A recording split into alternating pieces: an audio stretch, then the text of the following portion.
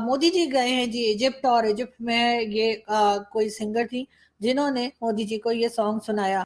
अगर इतना strong powerful PM Modi जो है, जो अमेरिका से होके आया है, और इतनी ज्यादा पावर है, इतना कुछ है उनके पास। जो मल्टीनेशनल कंपनीज हैं वो भारत में शौक शौक से चले जाते हैं। अब तो एप्पल आईफोन भी जो है वो जी बनना शुरू हो गया है इंडिया में। इंडिया ने बड़े आराम से कैलकुलेशन की है, उनको पता है कि हम 31 MQ जो वो रीपर ड्रोन्स खरीद रहे हैं $3 अरब के जनरल इलेक्ट्रिक के साथ, वो F414 फाइटर जेट इंजन बनाएंगे इंडिया में। अमेरिका में हर तरफ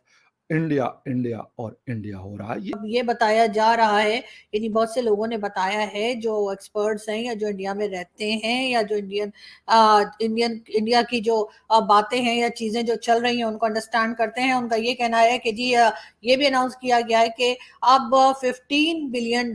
मजीद जो है अमेजोन इंडिया में इन्वेस्ट करेगा। अब पाकिस्तान में तो खैर अमेजोन है ही नहीं। हमने एक बार सुना था कि जी अमेजोन जो है वो यहाँ आने वाला है और ये है वो है, बल्कि हो जाता तो बड़ा अच्छा था, क्योंकि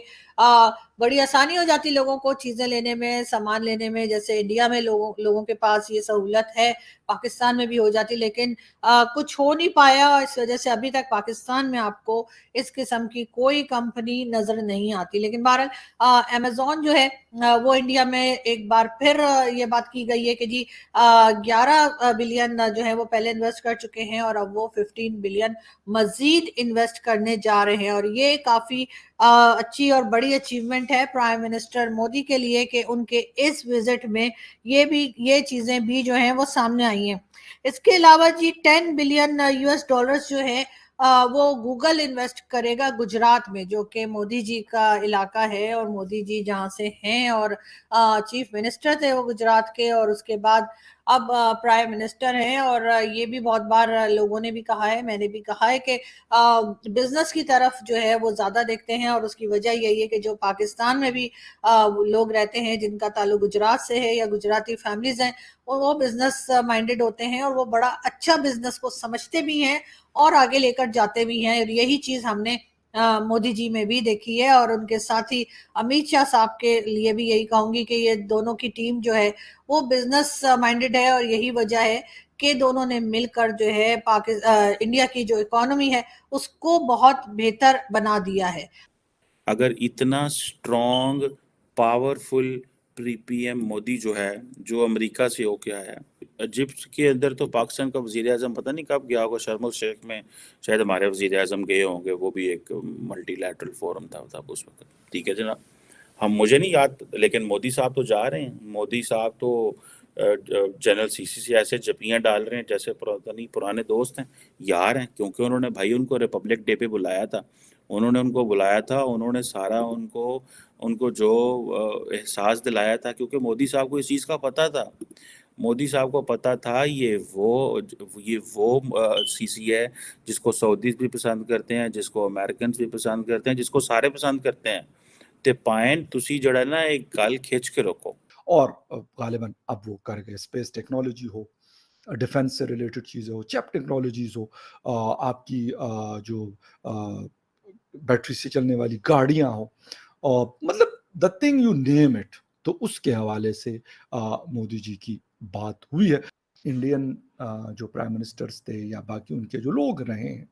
उन्होंने एक बड़ी सॉलिड तरीके से इस चीज़ों के ऊपर काम किया। अच्छा, हम लोग शायद हम किसी और तरीके से, क्योंकि हम शॉर्ट टेम्पर्ड लोग हैं। शॉर्ट टेम्पर्ड ये है कि अच्छा जी हमने कुछ हो गया, ओ जी अमेरिका का जो यार है गद्दार है, अमेरिका को जी अल्लाह बर्बाद कर दे, ये नहीं माइंडसेट की बात है। इसराइल को ये कर दे तो फलां को, यहूद वनूद को वो कर दे। हम इससे नहीं निकल रहे, बजाय इसके कि हम कहें कि भाई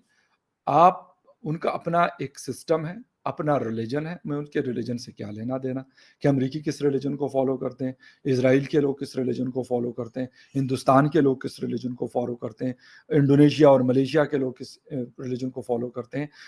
हम मुसीबत यह है कि हमने अपनी जो बेस बनाई है, जो टू नेशन थ्योरी है या फिर इस तरह की और चीज़ें हैं, हम अफसोस के साथ हम तो प्रॉपरली उस पर भी वर्कआउट नहीं कर सके, उसको इम्प्लीमेंट नहीं कर सके, लेकिन ना हम उससे निकल रहे हैं ना हम उसके साथ चल पा रहे हैं। दोनों चीजें, जिसकी वजह से हम एक अजीब तरीके से स्टक हुए हैं। फिर हम अपनी पॉलिसी को प्रॉपर वे नहीं दे सके। कहीं पे अगर हमें ये लगता है कि जी फ्रांस के साथ 2017 में जो कुछ हुआ था,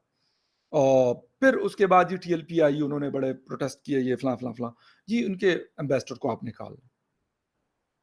अच्छा, एम्बेसडर को फिर 2019 में, सॉरी 2017 में नहीं, 2019 में कहते जी आप इसके एम्बेसडर को फ्रांस के फ्रेंच एम्बेसी को बंद करा दे, ये कर दे, वो कर दे। इस तरह की इश्यूज मेरे ख्याल में इंडिया में क्या अफगानिस्तान में भी नहीं होते,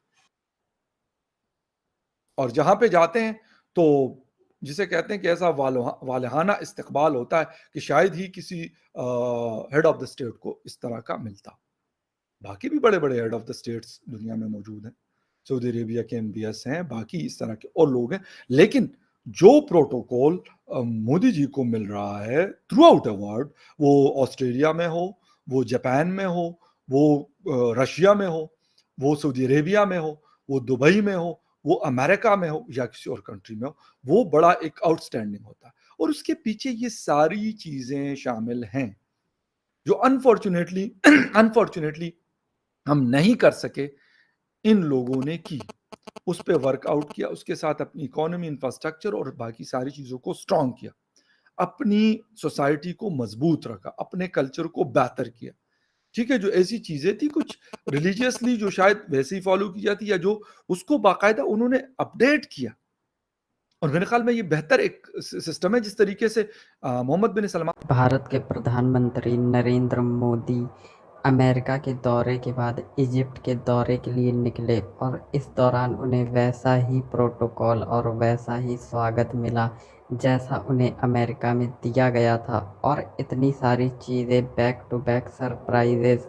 संभाल नहीं पा रहा है पाकिस्तानी मीडिया, और उनका कहना है कि आज के डेट में हम सबसे कमज़ोर हैं, इतिहास में हम इतने कमज़ोर कभी नहीं थे। और जैसे ही प्रधानमंत्री नरेंद्र मोदी ने अमेरिका का दौरा करके इजिप्ट के लिए उड़ान भरी, वैसे ही एलओसी के अंदर